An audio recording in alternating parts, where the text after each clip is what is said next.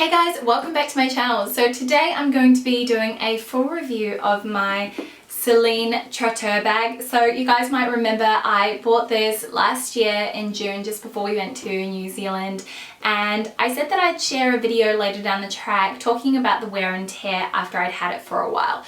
So I've had this for about 9 months now, and I sort of felt like it was time to talk through everything I love about the bag, everything that I don't like about the bag, how it's worn, all of that kind of jazz. So I bought this bag on a complete whim. I had actually kind of been eyeing this bag up. I really like Celine bags, so I haven't always necessarily been very impressed with how they've worn, and I did do a designer handbags I've sold and why video, and I talk about some of the bags that I bought from Celine in the past and why I've decided to sell them. I will link that up here in case you guys want to go and watch it. But when I saw this bag, I thought I'd give Celine another go because, like I said, I really love their designs. I think they're really classic, they're really minimal and sleek, and that's definitely the kind of style that I like to try and go for when I'm purchasing a new handbag, and this one in particular had been on my radar for some time. I bought my bag from the Celine concession at the David Jones store on Elizabeth Street, and they were having a sale. There was 30% off all Celine. I think some of the bags actually were even further reduced, so I managed to purchase this for $1,400, which I think is really reasonable for a designer handbag.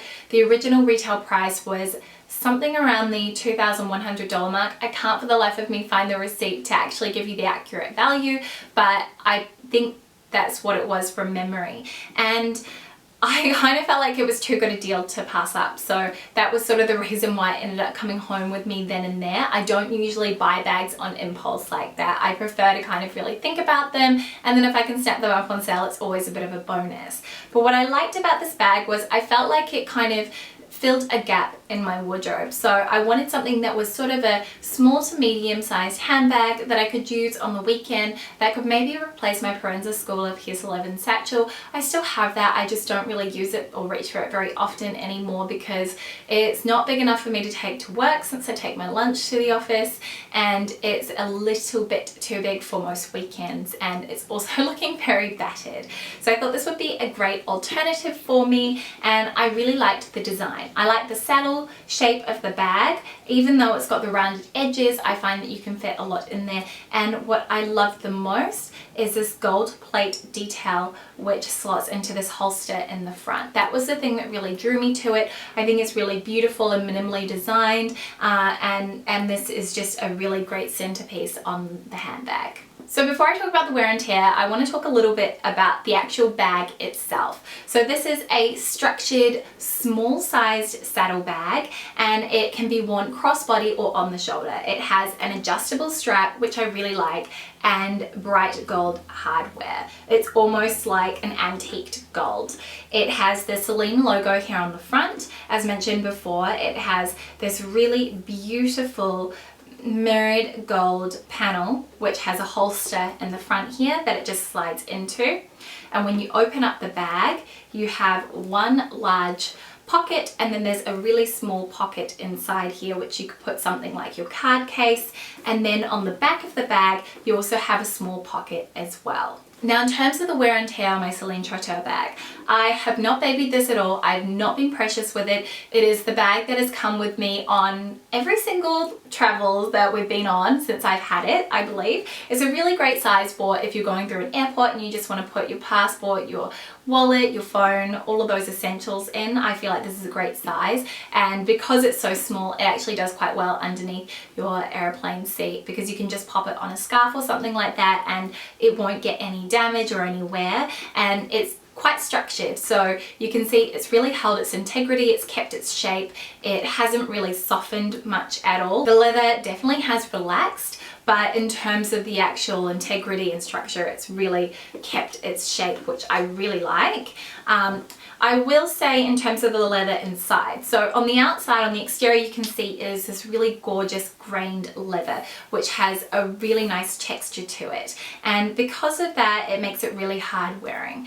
Inside it's a really soft lambskin leather, and this is a lot more delicate and you really do have to be a bit more careful with it. I have gotten the odd little mark on here, which you can kind of buff out with the natural oils from your skin. But I don't know if you can see here that the two pieces of leather aren't actually properly connected. So there's this big bubble in the center here, and it does sort of feel like the leather has kind of come away a little bit more as I've had the bag for a longer period of time. Because it's inside the bag and it's one of those really minor details, it's not something that I'm overly concerned about.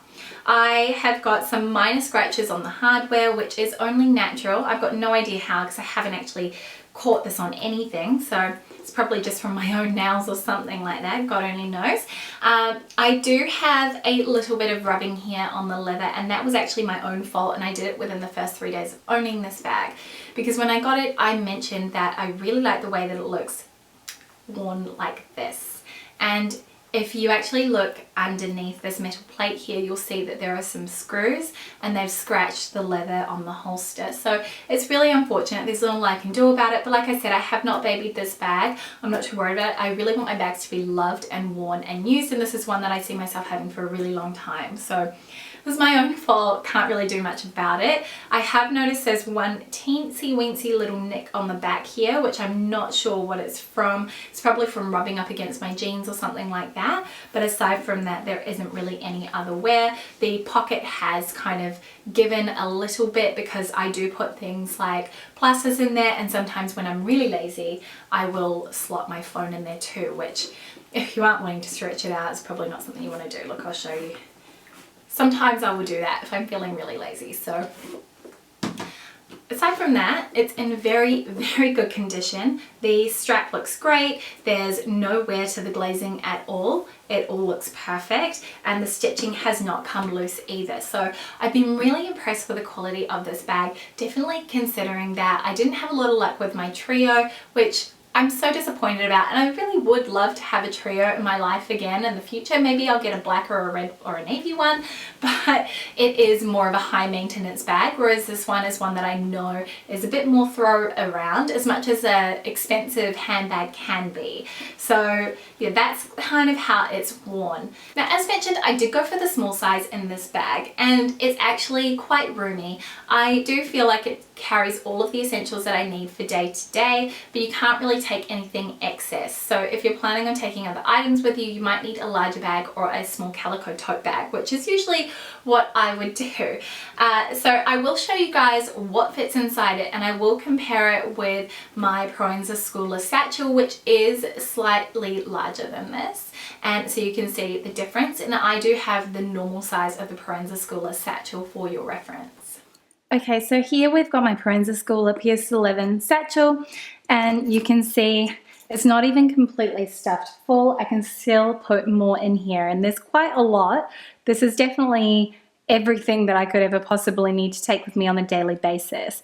And inside I've got my vlogging camera, my cell phone, 2 card cases,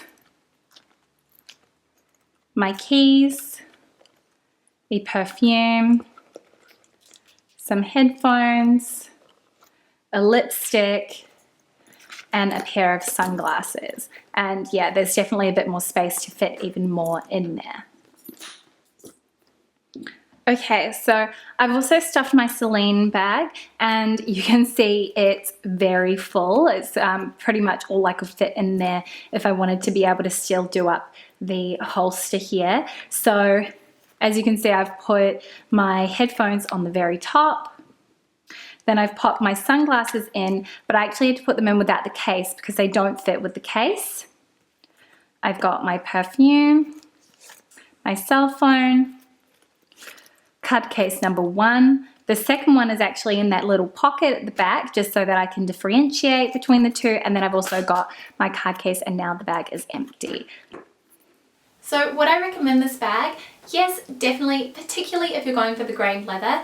I know that Celine's smooth calfskin leather, I believe it is absolutely gorgeous. However, just from the experience of my friends, I know it's very high maintenance and it can get scratched very easily. And if you don't want a bag that you really need to baby, then you really want to go for something that's going to be a little bit more hard wearing, and the grained leather is definitely the way to go, or even something that's a little bit more pebbled. I like the fact that this really holds its structure, and I think it's a really great day-to-day handmade bag. It's one of those ones that goes with absolutely everything. Having gotten it in a classic black, it really is just one of those versatile handbags, and I like the fact that it can also go from day to night depending on my outfit or where we're actually planning to go. So that was my full review on the Celine Trotteur bag. I hope that you guys enjoyed this video. If you did, please do give it a thumbs up, and I hope that if you were thinking about purchasing this handbag that you found this review useful. I know that if you're spending a lot of money, like if it's $500, over $1,000 on a handbag, you really want to make sure that you're getting the right bag for you.